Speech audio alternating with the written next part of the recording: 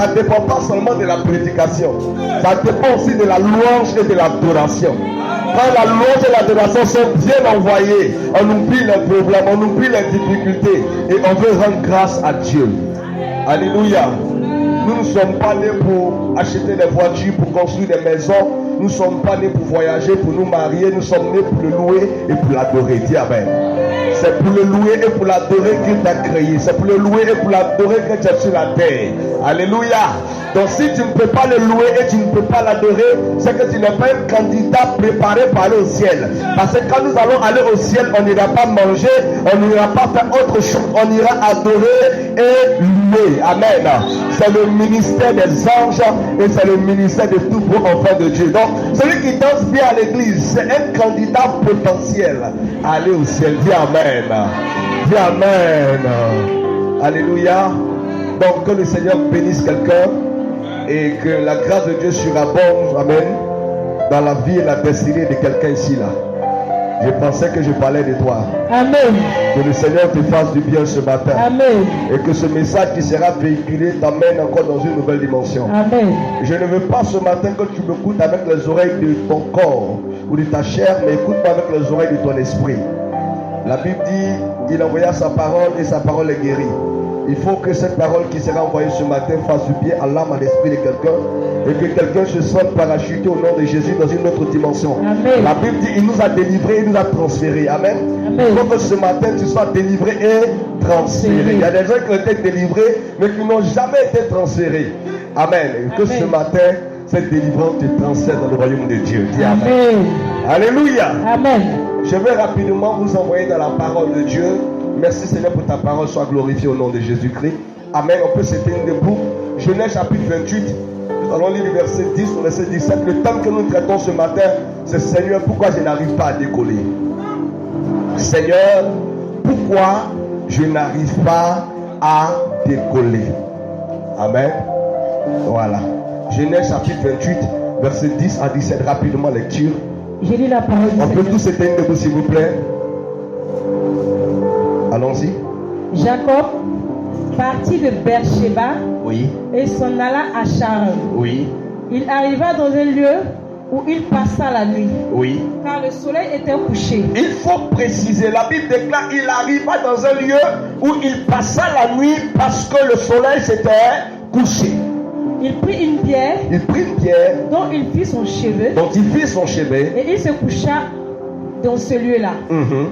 Il eut un songe. Il eut un rêve. Et voici, Et voici, une échelle était appuyée oui, sur la terre. sur la terre, Et son sommet touchait et son sommet touchait au ciel. le ciel. Et voici, Les les anges de Dieu anges montaient de Dieu montaient et descendaient par cette et descendaient par cette Et échelle. voici, l'Éternel Oui, se tenait au-dessus au-dessus d'elle. d'elle. Et il dit, Et il dit, je suis l'Éternel, je suis l'Éternel. le Dieu d'Abraham, ton père, et le Dieu d'Isaac. Oh, La terre sur laquelle Oui. tu es couché, la terre sur laquelle tu es couché, je la donnerai à toi je la donnerai à toi et à ta postérité. et à ta postérité. Ta postérité, Marque une pause. Vous voyez que quand Dieu parle à Jacob, Dieu devait dire, je suis le Dieu d'Abraham et d'Isaac ton père.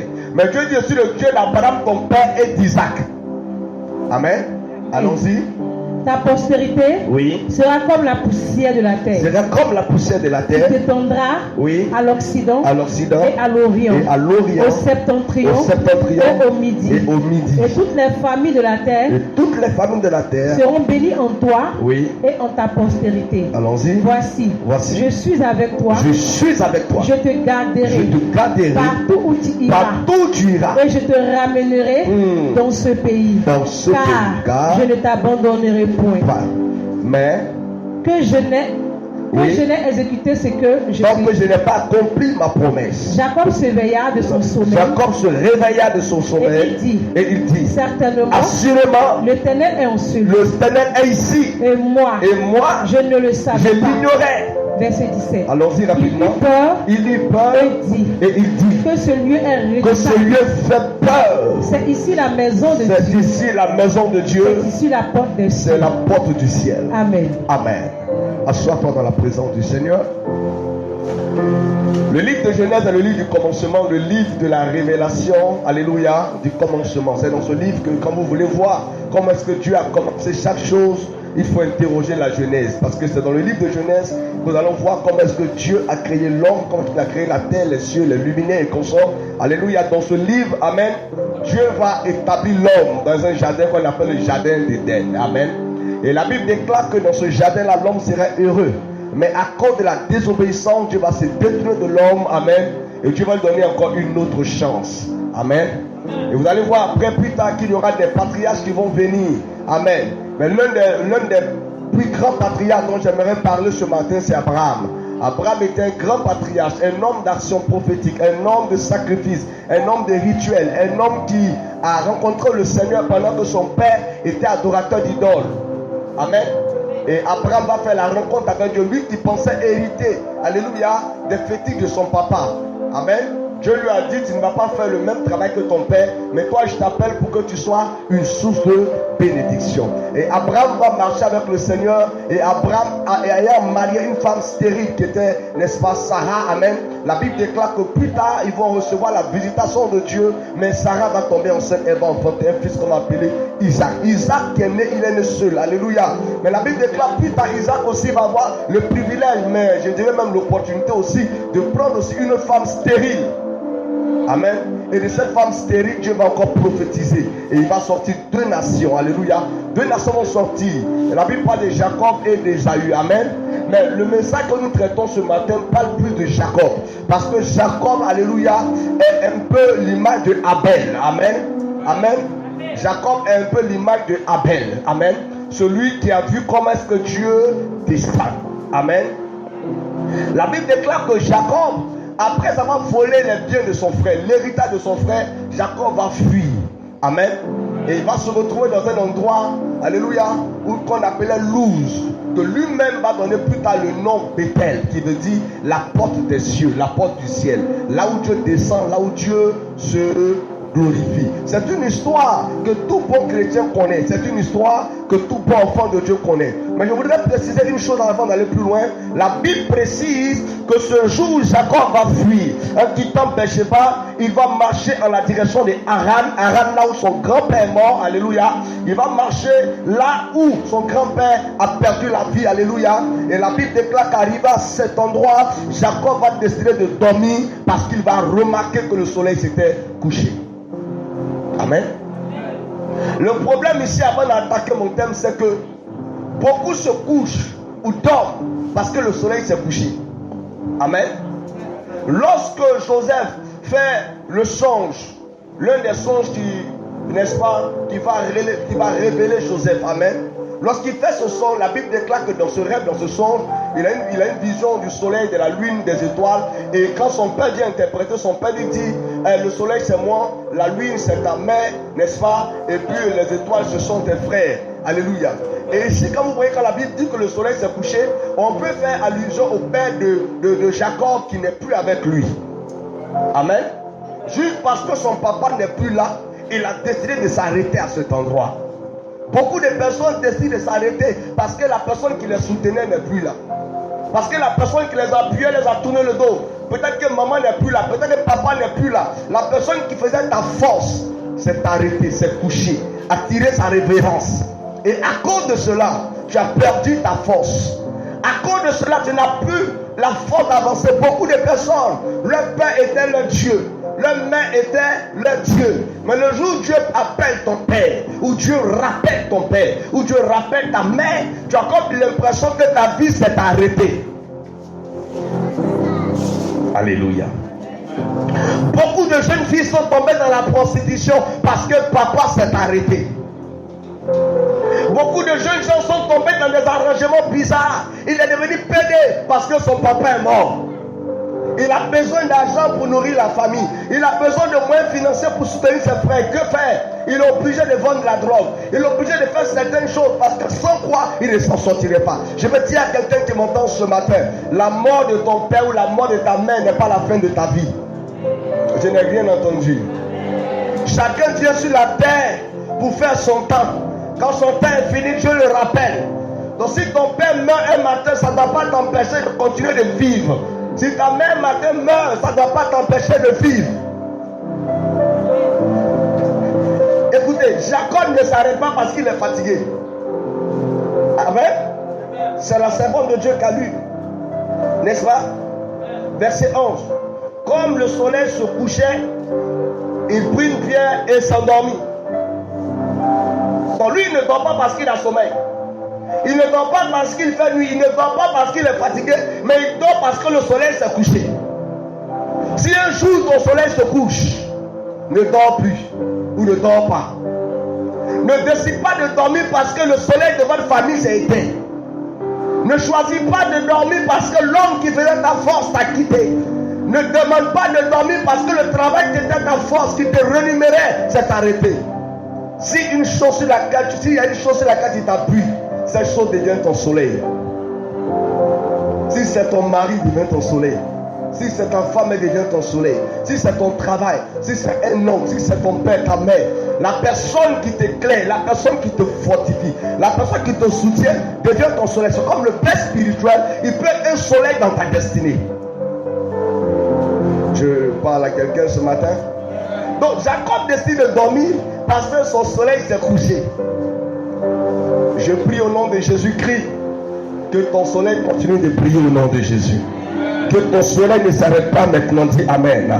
Et que même si un jour le soleil là s'arrêtait, que toi tu continues ta marche parce que tu as une vision, tu es un homme de destinée. Quelqu'un me dit Amen. Donc la Bible déclare que Jacob va s'arrêter à cet endroit juste parce que Jacob pensait que sa dimension dépendait de son soleil. Amen. Et il a commencé à dormir un endroit comme tous les autres endroits. Mais ce jour-là, il va avoir un rêve. Dieu va lui montrer la porte du ciel. Amen. Nous n'avons pas le privilège de voir la porte du ciel. Jacob a eu cette grâce. La porte par laquelle Jésus est monté au ciel. Jacob a vu cette porte. La Bible déclare qu'il a vu le secret de l'élévation. Il a vu une échelle. L'échelle est appelée à te faire monter, à te faire grandir, à te faire aller de l'avant. Quand on monte sur une échelle, ça pour atteindre un niveau, une autre dimension, une autre étape. On est d'accord? Et il voit cette échelle qui est symbole de l'élévation de Dieu. Et la Bible déclare qu'au-dessus de l'échelle, il ne voit pas le diable. Il ne voit pas les sorciers. Le diable ne peut pas élever quelqu'un. Les sorciers ne peuvent pas élever quelqu'un. Il ne voit pas un homme. Un homme ne peut pas élever quelqu'un. Lorsqu'il regarde au sommet de l'échelle, il voit l'Éternel des armées.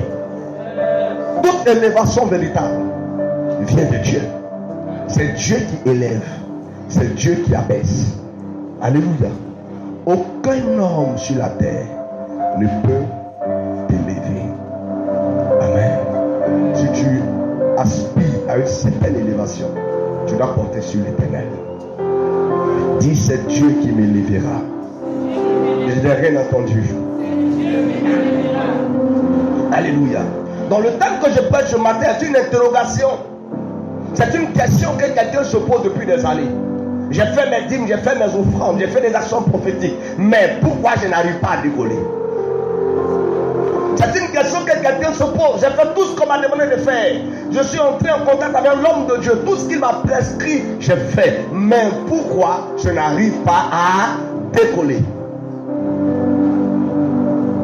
Dieu m'a demandé de jeûner, j'ai jeûné. Mais pourquoi je n'arrive pas à décoller? Dieu m'a dit pour cette action, j'ai fait. Mais pourquoi moi, je n'arrive pas à décoller? Pourquoi je n'arrive pas à évoluer? Pourquoi je n'arrive pas à prendre mon envol? Pourquoi je n'arrive pas à percer? Pourquoi je n'arrive pas à voir la gloire de Dieu? C'est une question. Alléluia. Alléluia. Pourquoi je n'arrive pas à avancer? Pourquoi je n'arrive pas à progresser? Amen. Donc en réalité, c'est le cri d'un cœur désespéré. Nous tous, on est assis ici. Chacun a envie de décoller. Tu as envie que ton entreprise décolle. Tu as envie que tes activités décollent. Tu as envie que ton foyer décolle. Tu as envie même que ton salaire décolle. Vrai ou faux? Vrai ou faux? Amen. Je vais ce matin, pendant que je vous donne cet enseignement, vous expliquer les signes qui prouvent que tu as du mal à décoller. Quand tu découvres ces signes dans ta vie, c'est que tu as du mal à décoller. Dis Amen. Amen. allez voir que quand tu commences à ressentir que tu es bloqué, il y a des gens qui vivent mais qui se sentent bloqués dans la vie. Tu sens comme si tu es bloqué. Tu sens comme s'il y a une force qui s'oppose à toi. Tu sens comme s'il y a quelque chose qui te résiste. Comme s'il y a quelque chose qui te maintient au même niveau. Malgré tous les efforts que tu fais, il y a comme une force qui ne veut pas que tu te dégages. Amen. Amen. Tu constates que tu ne t'en sors pas dans ce que tu fais. Tu prends 20 000, tu mets dans le commerce. Tu ne peux pas avoir un bénéfice. Tout part en crédit. Tu as du mal à décoller. Alléluia. Donc je vais parler ce matin, avant d'attaquer bien mon intervention, des signes qui montrent que je ne peux pas décoller. Amen. Et pour ceux qui prennent note, vous allez noter. Numéro 1, les choses traînent et ralentissent. Tout ce que tu fais, ça traîne, ça ralentit. C'est que tu peux faire une semaine, tu fais ça en un mois. Ça traîne et ça ralentit. Amen. Amen. Vous allez voir qu'on dit, bon, celui qui dépose ses documents, dans 2 jours, on va l'appeler. Quand tu déposes tes documents, dans 2 semaines, on va pas appeler. Il y a un mal à décoller. Amen. Amen. Les choses ne marchent pas comme tu as prévu. Amen. Les choses ne se passent pas comme tu veux. Comme tu as prévu, c'est pas comme ça que ça se passe. Amen. Amen. Rien ne se passe comme tu aurais prévu, comme tu aurais souhaité. Amen. Tu te sens étouffé et embrouillé. Étouffé et embrouillé. Ça, c'est aussi un autre signe qui montre que tu as du mal à décoller. Dis amen. Autre signe qui montre que tu n'arrives pas à décoller.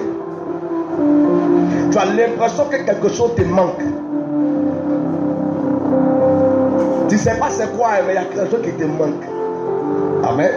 Un autre signe, c'est l'insomnie régulier. Les nuits, tu ne peux pas dormir. Ta tête travaille comme calculatrice, ça chauffe. Amen. Autre point, les blocages répétés.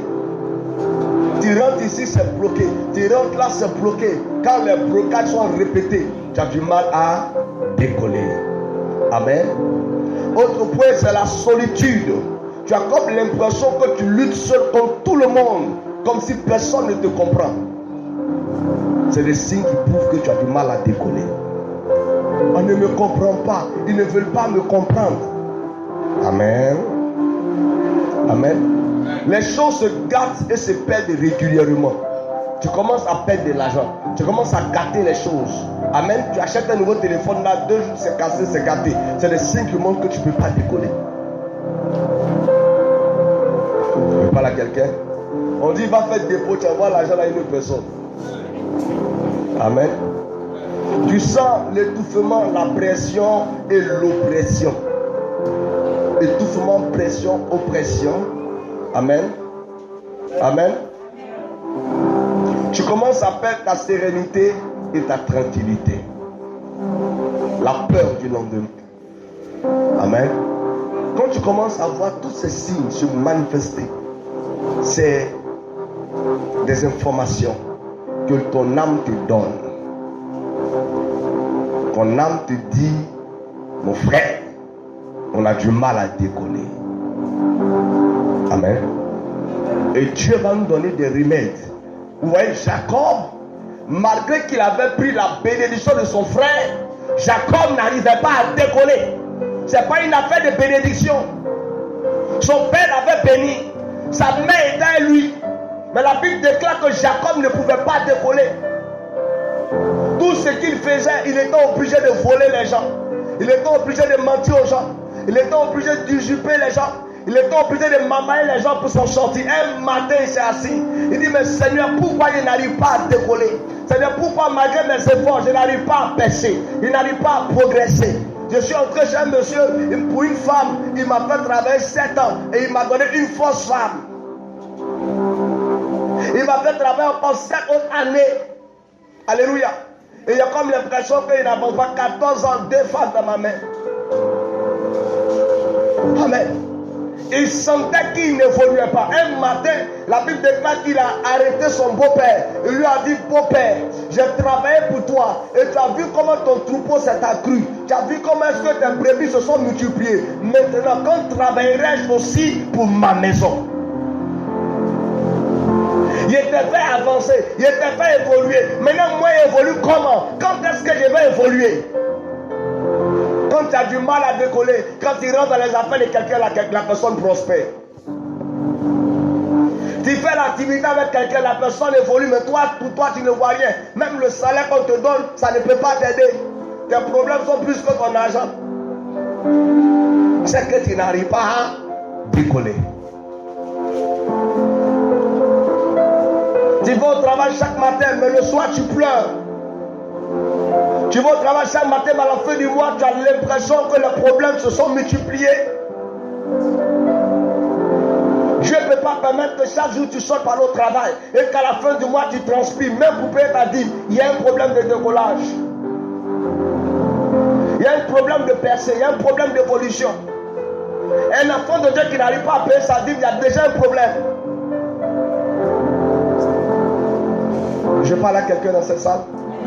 Je suis venu donner un message avec mon cœur, un message pour lequel j'ai prié. Et donc Dieu m'a donné l'orientation pour faire du bien au cœur de quelqu'un dans cette salle. L'amen ne me plaît pas. Quelqu'un me donne son amen. Alléluia. Donc vous voyez qu'il y a des gens qui, malgré tout ce qu'ils font, ils dorment même à l'église. Elle dort à l'église, elle fait tout, mais elle voit que sa vie évolue à pas d'escargot. Elle a comme l'impression qu'une tortue spirituelle est rentrée dans sa destinée. Il y a quelque chose qui doit être corrigé ce matin. Écoutez, de vous à moi, prenez un peu l'image de Jacob. 14 ans de ta vie. Tout ce que tu as eu, c'est femme. 14 ans, tu as travaillé comme un esclave. Il te donnait cœur, âme et esprit. Le monsieur évolue, il pèse. Mais toi, tu n'as rien. La société avance, mais toi, tu ne vois rien. Les activités évoluent, mais toi, tu sens qu'il y a un problème. La Bible déclare que Jacob s'est arrêté. Il dit, quand travaillerai-je aussi pour ma maison? Quand est-ce que j'ai monté ma propre entreprise? Quand est-ce que j'ai commencé ma propre activité? Quand est-ce que moi aussi j'ai commencé à faire mes business qui vont évoluer? Voilà la question de Jacob. Alléluia. Alléluia. Permettez-moi.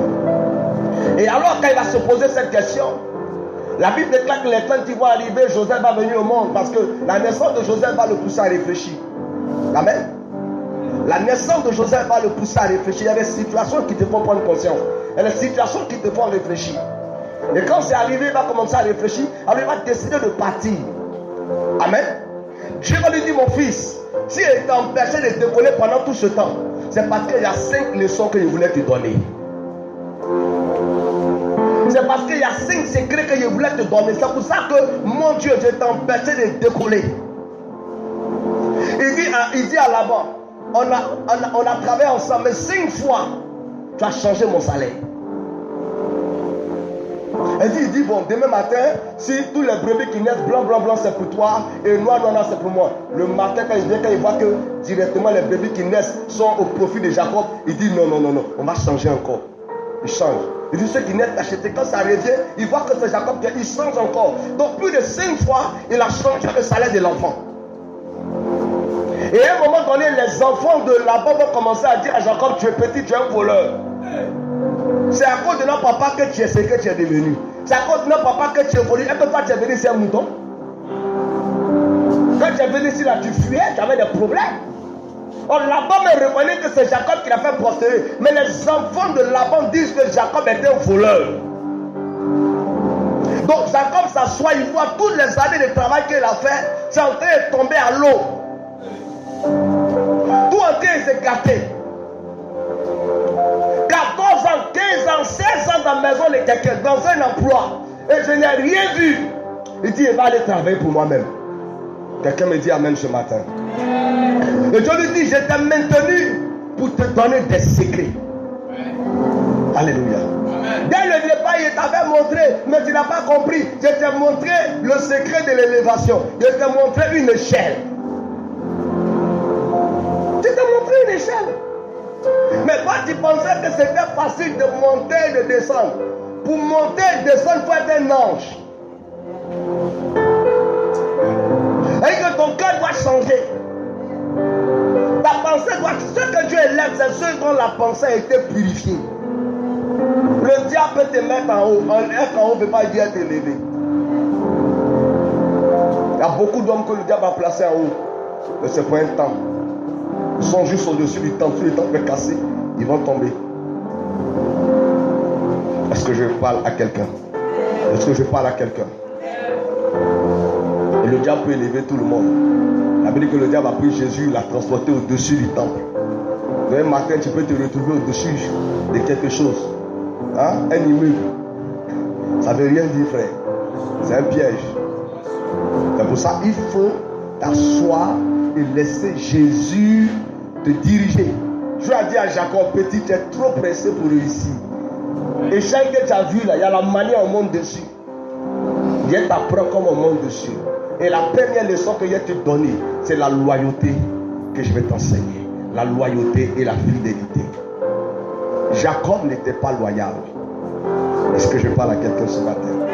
Est-ce que je parle à un enfant de Dieu ce matin? Les amens me choquent là, il y a quoi? Donne-moi bien ton amen. Alléluia. Tu dis amen comme Ahmed. Je dis, est-ce que tu peux dire amen? Alléluia. Donc, la première leçon que Dieu va enseigner à Jacob, c'est la loyauté et la fidélité. Amen. La loyauté et la fidélité. Je vous explique comment est-ce que Jacob n'a pas été loyal. Jacob dit à son frère, il te donne à manger. Amen. C'est normal que ton frère te donne à manger. C'est ton frère. Vous pouvez partager la nourriture. Mais en faisant ça, il manifeste la déloyauté en volant les biens de son grand frère. Amen. Il vient blaguer son propre papa. Déloyal. Alléluia. Il arrive chez Laban, déloyal. Quand Laban parle pour dire, Laban a cherché son salaire plusieurs fois, c'est à cause de son comportement.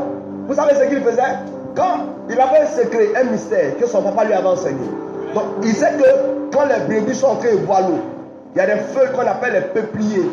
Que quand ils mettent dans l'eau, que les brebis voient et puis elles boivent l'eau, ça change la couleur de leur peau. Donc Laban c'est pas ça, mais Jacob sait ça. Donc quand il finit de causer, lui, ça va couper les feuilles en brousse, il met dans l'eau. Et puis ça se passe, il est content. C'est pour ça que les enfants de Laban ont dit que tu es un voleur. On voit tout ce que tu fais, c'est papa qui ne voit pas. Tu es un bandit. Tu n'es pas loyal. Vous savez, quand Dieu veut élever un homme, le premier caractère que cet homme doit avoir, c'est la loyauté. Dieu a besoin que tu sois loyal. Amen. Et fidèle. Tout ce à quoi tu es fidèle évolue. Tout ce à quoi tu es fidèle baisse. Si tu es fidèle à tes études, tu seras un bon élève. Je parle à quelqu'un ce matin. Si tu es fidèle dans une chose, la chose va évoluer, la chose va réussir. Amen. Si tu demandes fidèle à une chose, elle réussira. Dis amen. Amen. La fidélité, c'est une chose qui pousse Dieu à nous bénir. Vous savez, avec toutes ces années d'expérience que nous avons eu dans le Seigneur, nous avons cru autrefois que Dieu bénissait les gens parce qu'ils avaient fait quelque chose. Mais Dieu nous a fait savoir que je bénis l'homme à cause de sa fidélité. Dieu te bénit à cause de sa fidélité. Amen. Dieu te bénit à cause de ta fidélité. Quelqu'un peut répéter, Dieu me bénit à cause de ma fidélité. Amen. Donc la fidélité est un caractère divin. Dieu est fidèle. C'est son caractère. Si tu veux marcher avec Dieu, tu es obligé d'être fidèle. Je parle à quelqu'un ce matin. Il y a des chrétiens qui ne sont pas fidèles. On dit que tu es fidèle lorsque tu es placé à un endroit pendant plusieurs temps et tu ne changes pas de position. Je parle à quelqu'un. Amen. Donc la fidélité, c'est un signe d'attachement. Amen. La fidélité, c'est un signe d'attachement sincère. Et si est sincèrement attaché à Maman Mayala, c'est un signe de fidélité. Amen. On peut venir à l'église, participer au culte, sans être fidèle. Judas n'était pas fidèle. Il marchait à Jésus, mais son cœur n'était pas à Jésus. Tu ne peux pas dire que tu es en train de servir le Seigneur. Et il n'y a pas de fidélité en toi. Tu es un mauvais fils, tu es une mauvaise fille. tu es un mauvais croyant. Si Dieu ne voit pas en toi la fidélité, et c'est l'une des choses qui a fait que Jacob a connu beaucoup de difficultés dans son ascension, parce que Jacob n'était pas fidèle.